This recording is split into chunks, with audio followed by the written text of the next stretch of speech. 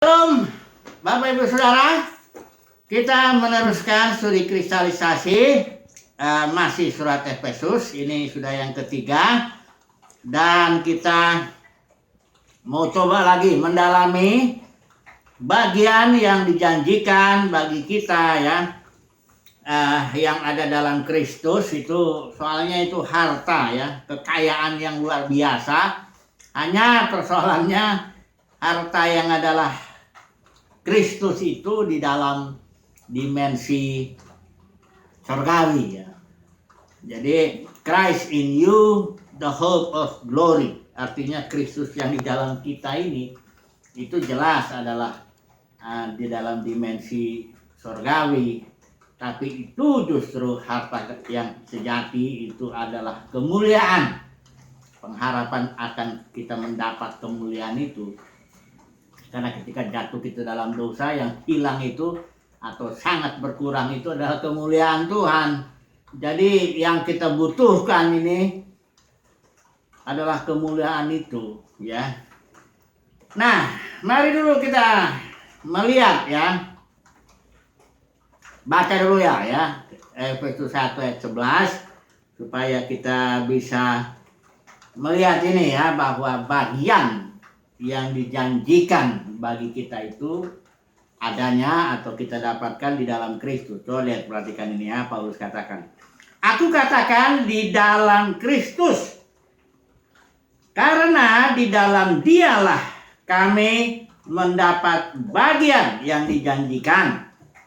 Kami yang dari semula ditentukan untuk menerima bagian itu sesuai dengan maksud Allah yang di dalam segala sesuatu bekerja menurut keputusan kehendaknya. Jadi ini Paulus bilang di dalam Kristus ya.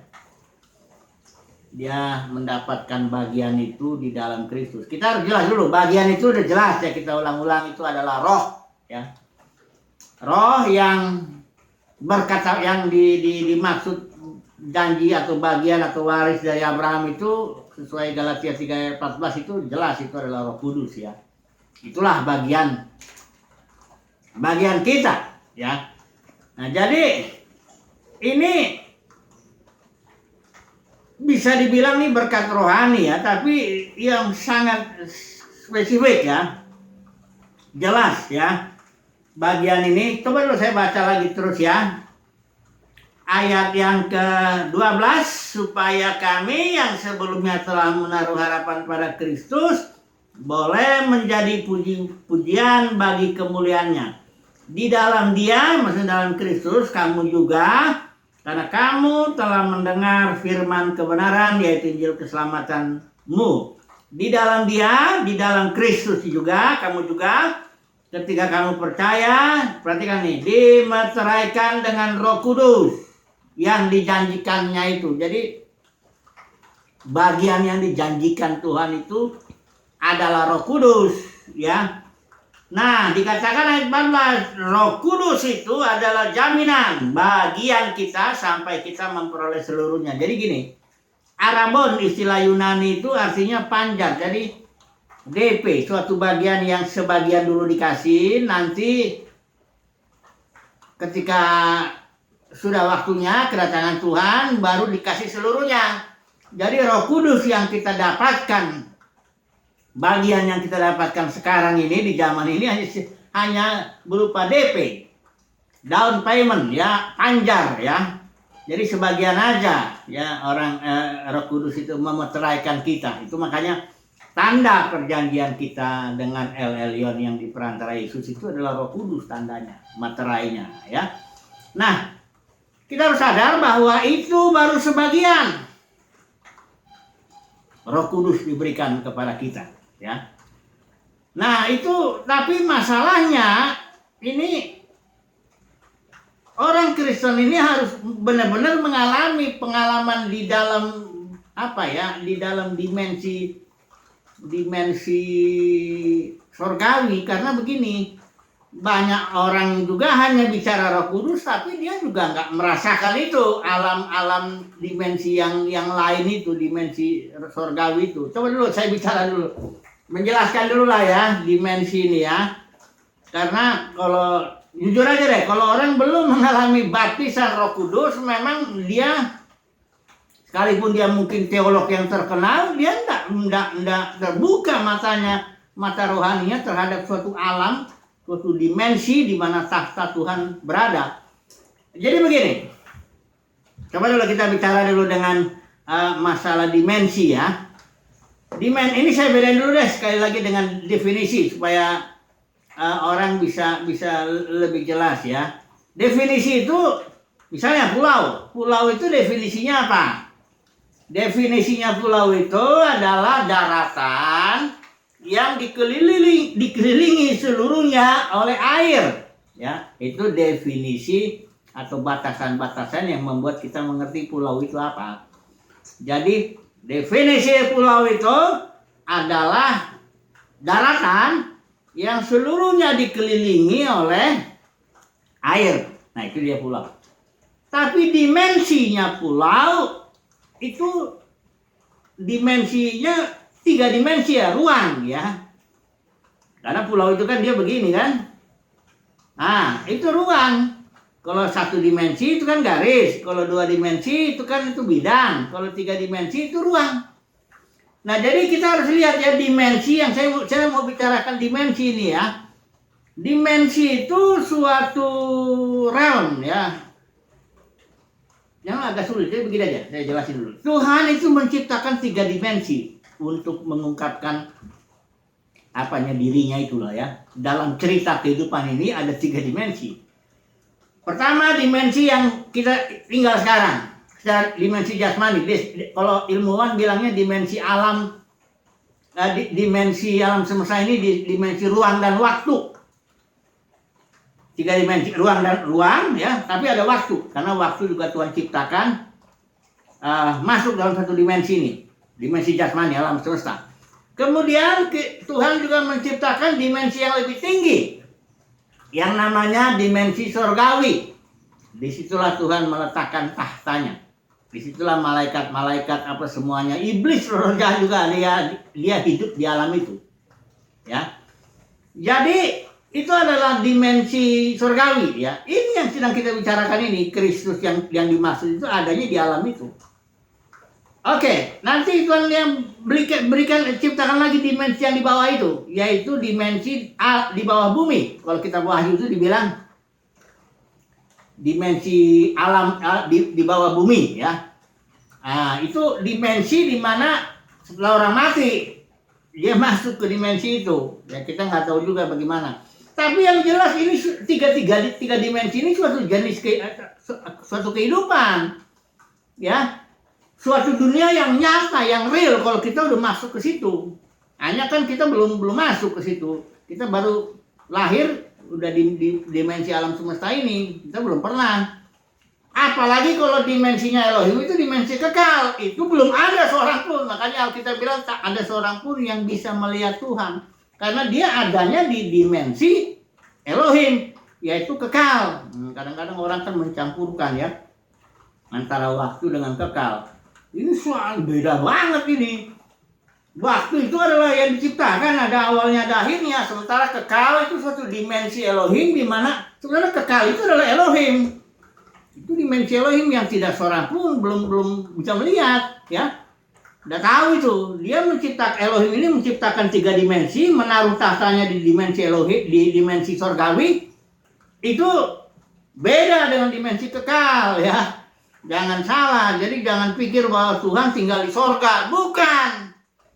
Sorga, Salomo bilang sorga di atas segala sorga pun tidak bisa memuat Elohim.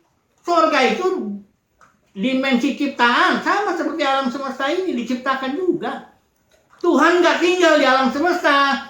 Alam semesta inilah yang tinggal di dalam dia. Jadi paham dulu ini ya. Paham dulu. Karena saya kalau bicara bagian atau warisan ini itu adanya di dimensi surgawi. Ya. Yang Paulus bicara juga pasal 1 ayat 3 ini. Itu berkat-berkat. Terpujilah Allah Dan Bapa Tuhan kita ini verse 1 3 ya. Yesus Kristus yang dalam Kristus, ini selalu ingat ya, dalam Kristus telah mengaruniakan kepada kita segala berkat rohani di dalam sorga. Ini kalimatnya begini. Bahasa Inggrisnya ya. In the heavenly realms in Christ.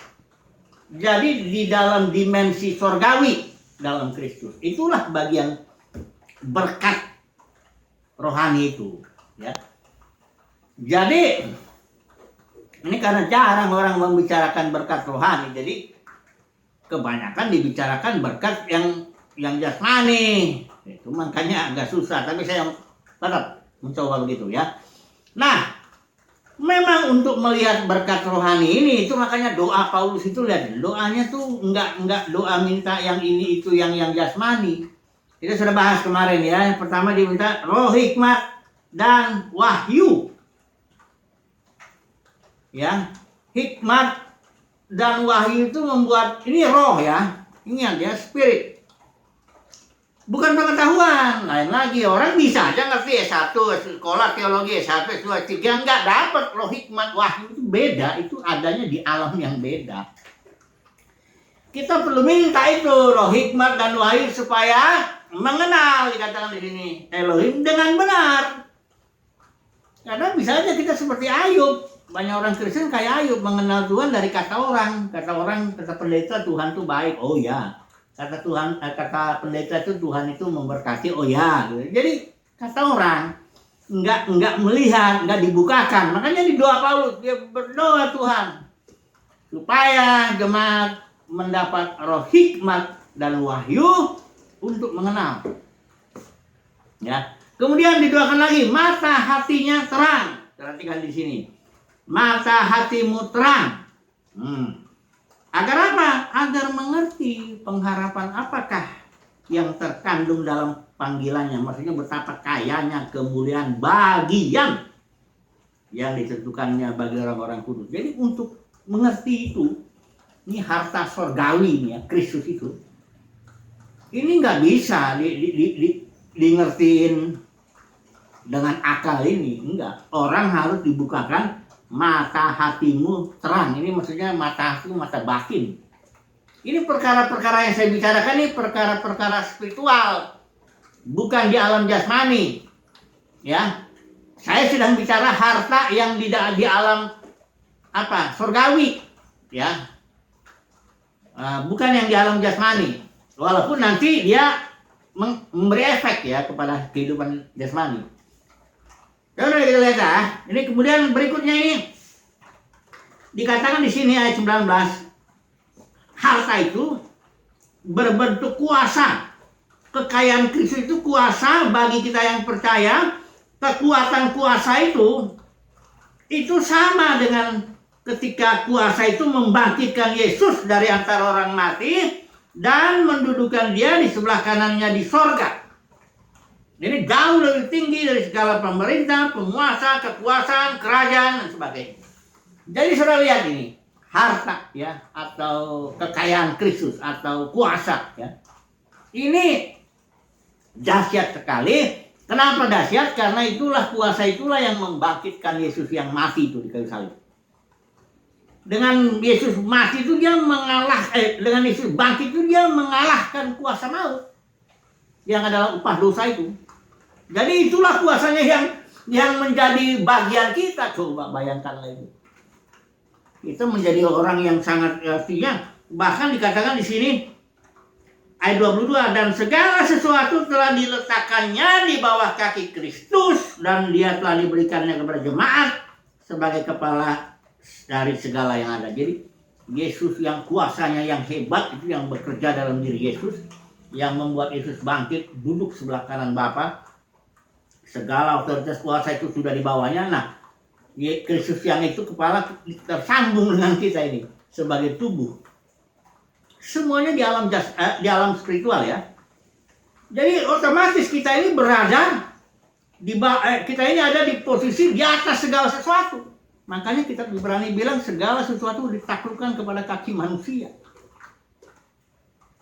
Ya, surat Roma juga bilang semoga iblis dengan cepat di bawah kaki kita. Ini harta atau kekayaan atau kuasa yang luar biasa sekali. Tapi untuk melihatnya, untuk memahaminya, ini perlu doa. Doa yang spiritual ya. Doa yang spiritual. Doa yang kayak Paulus ini. Minta roh hikmat dan wahyu. Minta mata hatimu terang. Ya. Diterangi. Ya. Minta roh kudus lah. Ya. Jadi Kristus itu adalah misteri, tapi itu harta. Ada kekayaannya. Di sini Paulus bilang kekayaan Kristus. Jadi coba dulu kita masuk kepada istilah Kristus ya. Poin terakhir kita bicara dulu Kristus. Nah, di Alkitab istilah perjanjian baru lah ya. Kristus itu dalam perjanjian lama dia sama dengan Mesias yang diurapi sebenarnya. Tapi Kristus istilah itu yang dipakai Paulus itu beda. Karena kepada Paulus diwahyukan misterinya Kristus itu. Nah, ini Kristus dalam tulisan Paulus ini atau dalam perjanjian baru ini munculnya ada 529 kali. Nggak mungkin kita bahas satu-satu karena setiap kalau kita ingin paham Kristus itu apa, kita harus lihat dalam setiap kemunculannya. Jadi kita menafsirkan satu istilah berdasarkan konteksnya. Nah, itu nggak mungkin kita kerjakan sekarang, ya. Jadi saya melihat, saya bagi dulu 3 ini nanti saudara kalau baca ada kemunculan Kristus pasti di antara salah satu itu pengertiannya, ya. Pengertian pertama, Kristus itu adalah the Christ itu adalah Yesus yang dimaksud. Pribadi Yesus Kristus. Yesus ya, yang adalah Kristus. Kalau kemudian pengertian kedua daripada Kristus ini adalah korporat. Korporat itu artinya lebih dari satu, tubuh. Ya. Yang itulah dia gereja.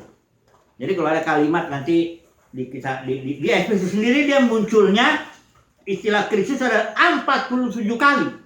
47 kali muncul istilah Kristus di dalam kitab Efesus ya. Kalau dia munculnya lihat konteksnya dia bisa menunjuk kepada Yesus atau menunjuk kepada Kristus korporat yaitu tubuhnya yaitu gereja. Kemudian bisa juga Kristus pengertiannya adalah roh Kristus. Itu kalau muncul kalimatnya begini, Christ in you the hope of glory. Nah, Christ itu tidak mungkin gereja. Gereja nggak masuk ke dalam kita. Itu Christ itu adalah spirit. Ya, Christ in you atau roh di situ. The hope of glory. Jadi Kristus itu sudah tinggal baca aja nanti kelihatan nih apa Kristus yang dimaksud itu apa. Ya.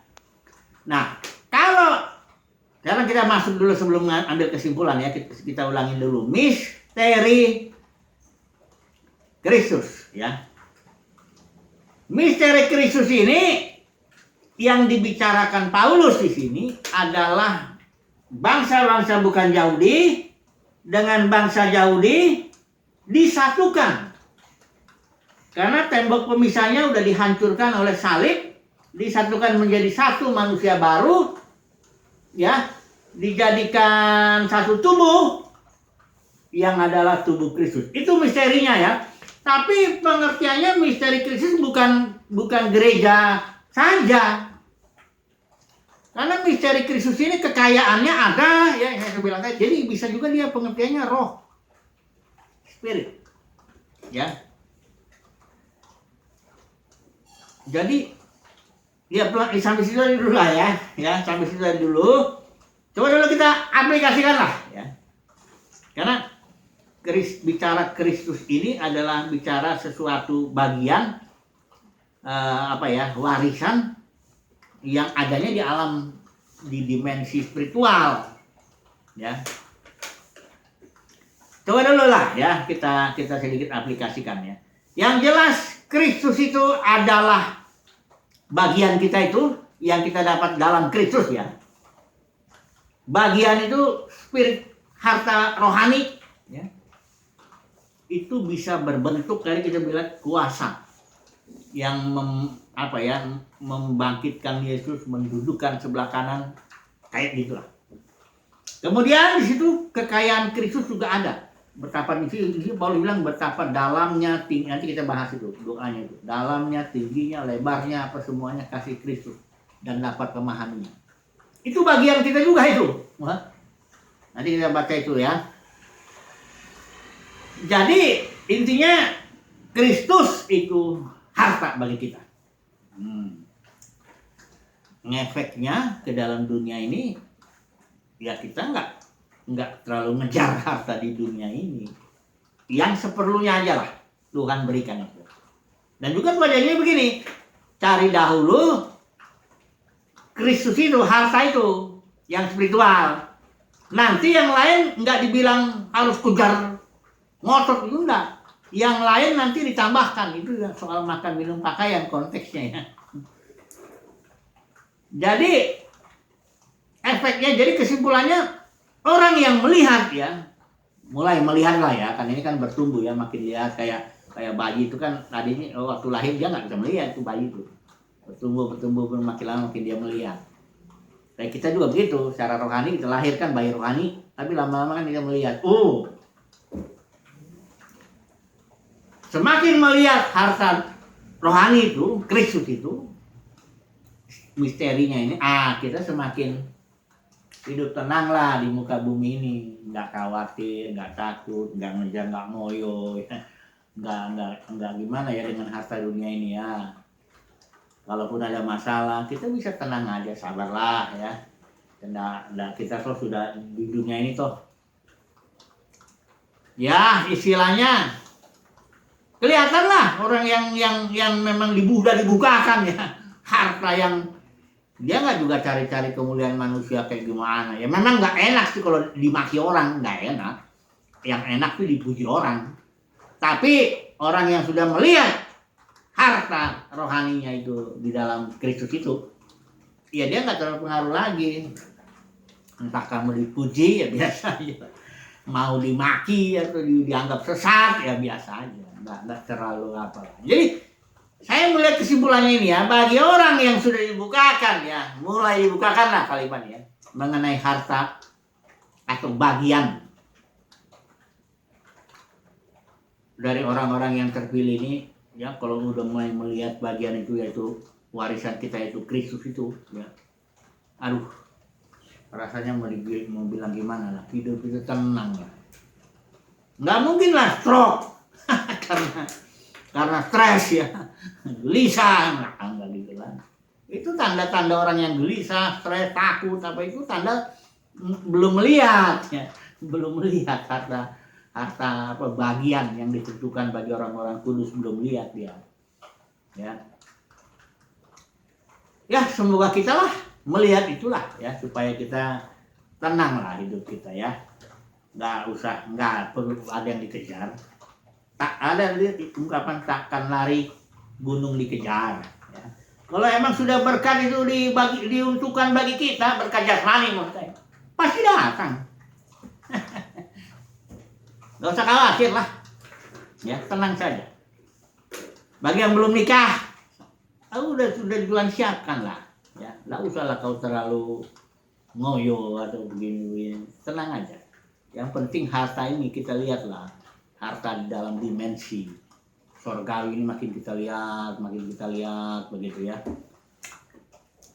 Oke lah, itu dulu tema kita, bagian yang dijanjikan itu adalah Kristus, yang adalah roh ya, spirit ya, Roh Kudus. Oke lah, haleluya, amin.